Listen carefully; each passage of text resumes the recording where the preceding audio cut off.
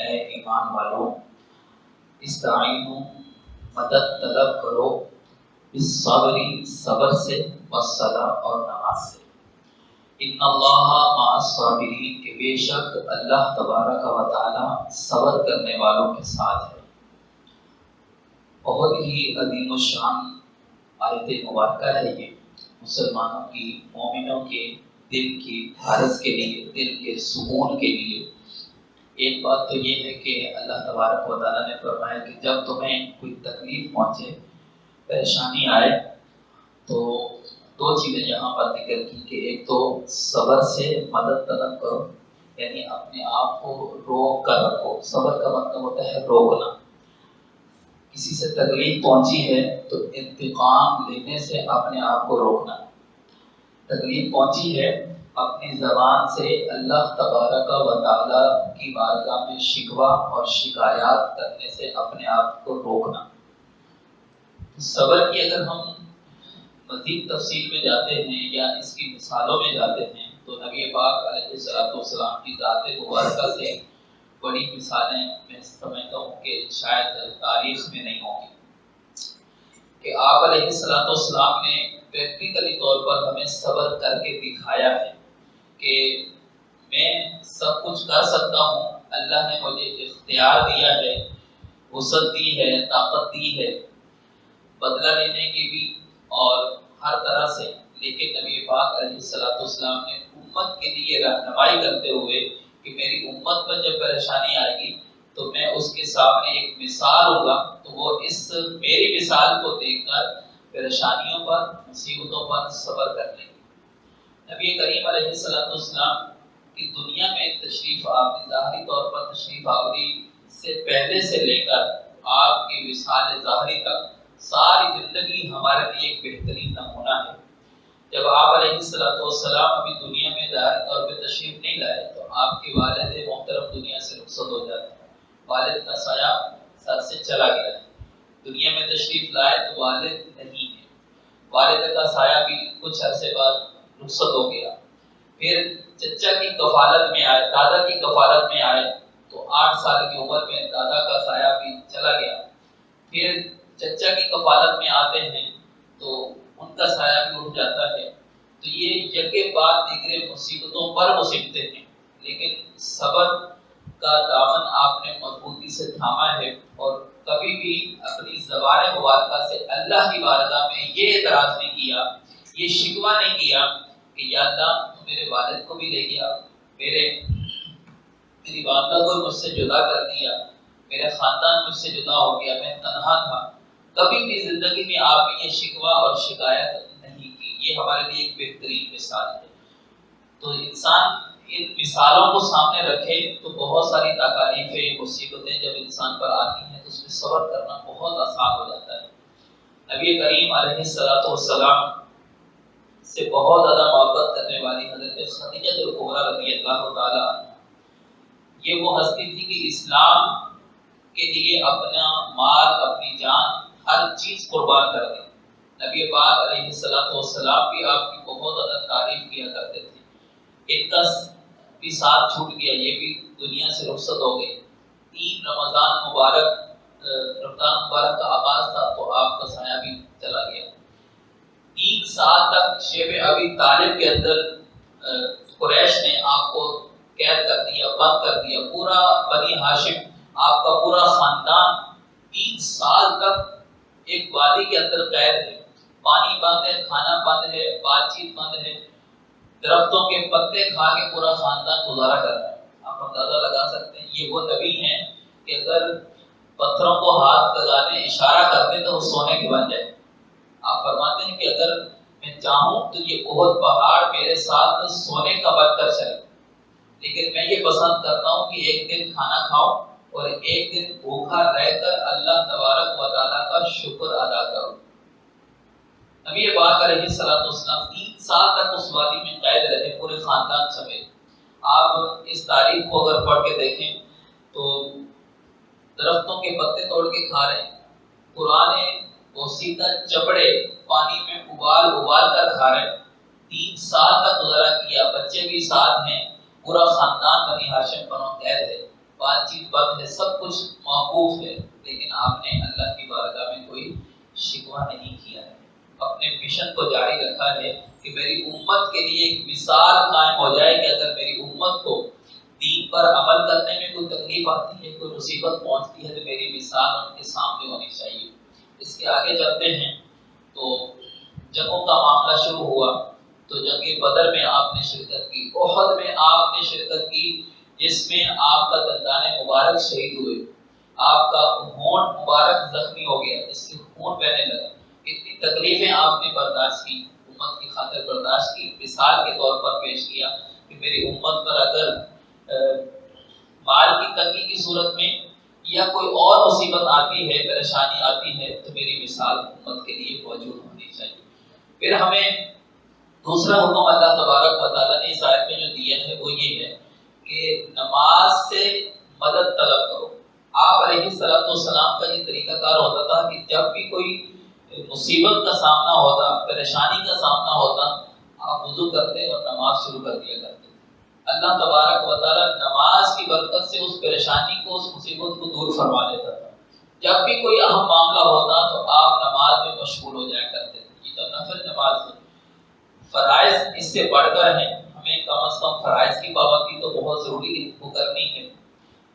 فجر کی سنتوں کے بارے میں حدیث پاک میں آتا ہے، بخاری اور مسلم کی متفق علیہ حدیث ہے، نبی پاک علیہ السلام نے ارشاد فرمایا کہ اگر جو بندہ فجر کی 2 سنتیں پڑھتا ہے، آپ دیکھیں کہ اگر کوئی دن میں 1,00,000 روپے صدقہ کر دے تو وہ کتنا خوش ہوگا کہ آج میں نے 1,00,000 روپے صدقہ کیے۔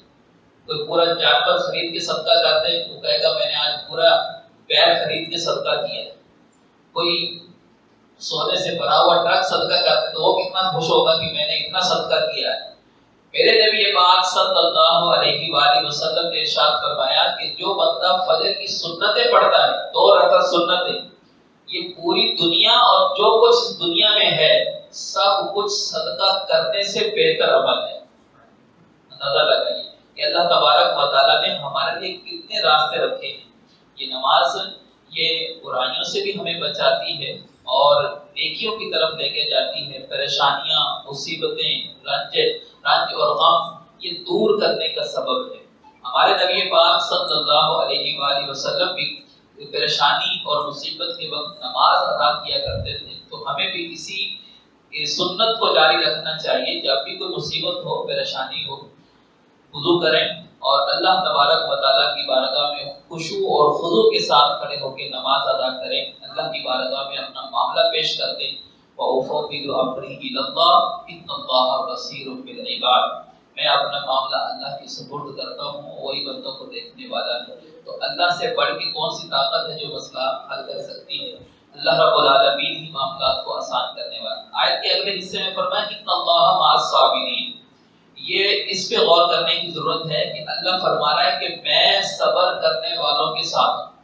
آپ اگر بدلہ نہیں لیتے، کسی سے آپ کو تکلیف پہنچی ہے، مصیبت پہنچی ہے، رنج ہوا ہے، تکلیف ہوئی ہے، آپ اس معاملے کو اللہ کے سپرد کرتے ہوئے اللہ کی رضا کی خاطر خاموشی اختیار کر لیتے ہیں، بدلہ نہیں لیتے، تو اللہ تبارک و تعالیٰ قرآن میں اعلان فرما رہا ہے کہ میں اس بندے کے ساتھ ہوں، میں صبر کرنے والے کے ساتھ ہوں۔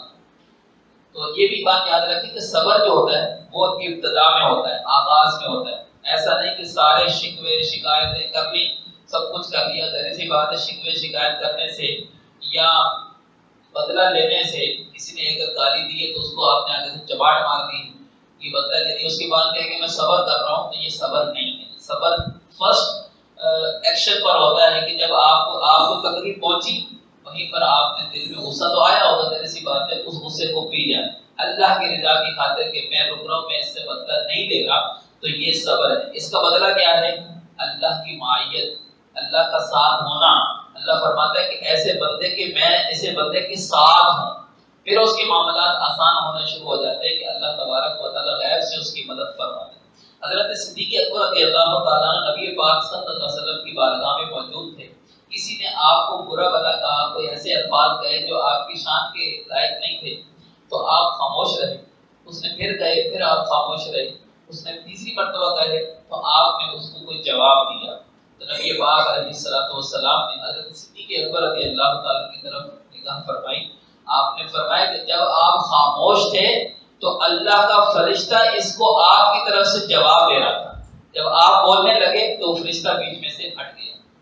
اللہ تبارک و تعالیٰ غیب سے ایسے لوگوں کو مسلط کر دیتا ہے جب آپ صبر کر رہے ہوتے ہیں، جو لوگ آپ کو تکلیف پہنچاتے ہیں ان کو جواب دے رہے ہو۔ اس لیے صبر کا دامن مضبوطی سے تھامنا۔ یہ دنیا ہے، یہ کوئی جنت نہیں ہے۔ اس دنیا میں پریشانیاں آئیں گی، مصیبتیں آئیں گی، تکلیفیں آئیں گی، اس پر اپنے آپ کو دین پر قائم رکھنا ہے، دین کا دامن نہیں چھوڑنا ہے، قرآن و حدیث کا دامن نہیں چھوڑنا، قرآن پاک کی تلاوت، قرآن میں جو اللہ نے احکامات ہمیں دیے ہیں اس پر عمل، نماز کی پابندی، یہ سب چیزیں آئیں اپنے ماحول میں رکھیں، اور ایک وقت آئے گا آہستہ آہستہ وہ مصیبتیں، پریشانیاں سب دور ہو جائیں گی۔ امتحان اللہ کی طرف سے آتا ہے کہ نہیں۔ اسی آیت کے اگلا جو حصہ ہے، اگلی آیت مبارکہ ہے، فرمایا وَلَنَبْلُوَنَّكُمْ بِشَيْءٍ مِّنَ الْخَوْفِ وَالْجُوعِ وَنَقْصٍ مِّنَ الْأَمْوَالِ۔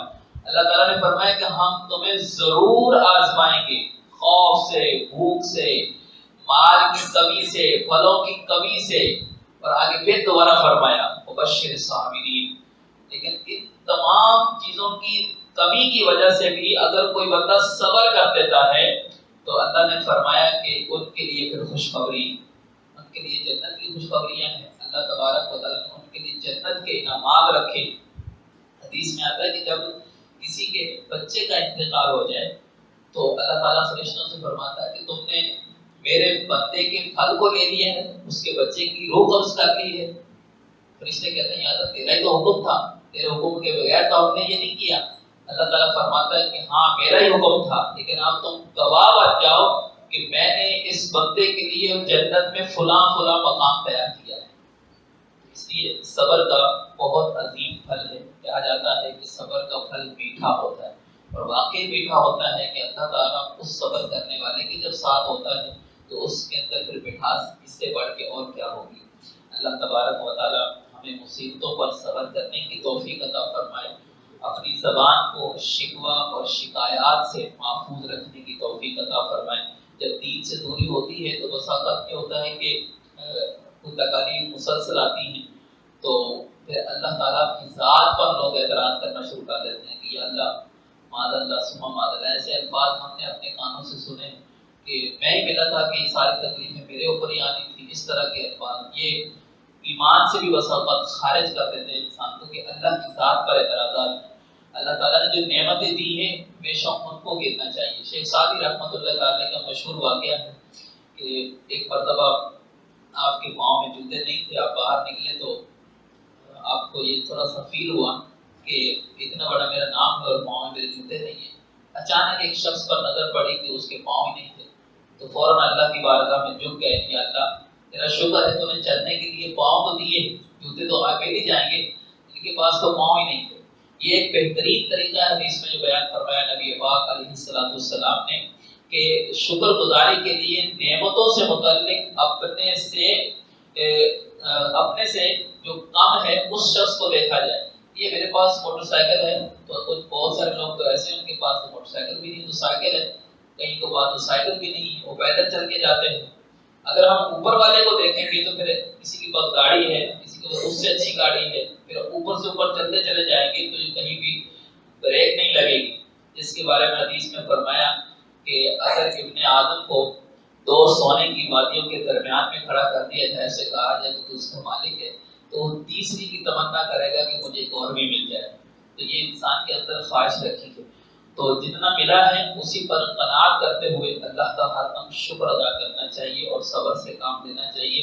صبر اور نماز اس سے مدد طلب کرنے کا اللہ تبارک و تعالیٰ نے حکم دیا ہے۔ اللہ تبارک و تعالیٰ مجھے اور ہم سب کو عمل